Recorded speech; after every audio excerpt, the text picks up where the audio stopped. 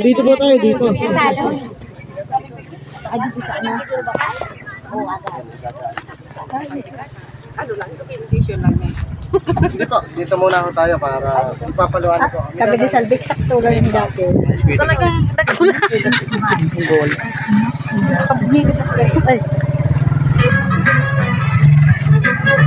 Maninit na, maninit. Ay, ang halong sa likod ko.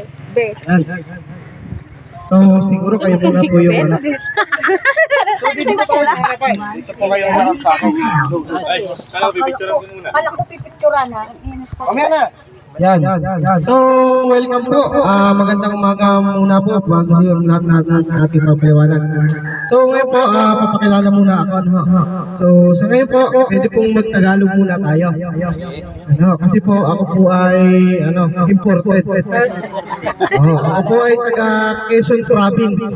So, ako po si Richard Magracia, ang Farmers Promotion po ng East West Seed, na kung saan ang hawak ko po ay yung mga mais. So kung nakikita nyo po yung iba't ibang klase ng mais na yun, ako po yung nagpo-promote sa field. So ang area ko po ay buong Region 4 at Region 5. So kung madalang man po ako mapapunta dito dahil po sa medyo malawak-lawak po yung area ko. Kasama po doon yung mga isla-isla po ng mga probinsyang yun po. So ngayon, welcome po dito sa ating product launching ng Macho Dos F1. So kayo po ba lahat ay kumakain ng mais? Ayan. Ano po yung hinahanap nyo sa nakatangian ng isang mais? Matamis, malambot, ano pa po? Ayan, sweet, ano ho? Hindi man baga? Yun laki. Ayan, importante ano. Dapat nakula. So yun po, mas yung nabanggit nyo is makikita nyo po kay Macho F1. So madaling alagaan, macho ang bunga. So yun lang yung ating macho daw sa macho, yung naghahawak po ang hindi macho. Yung chan lang po ang macho.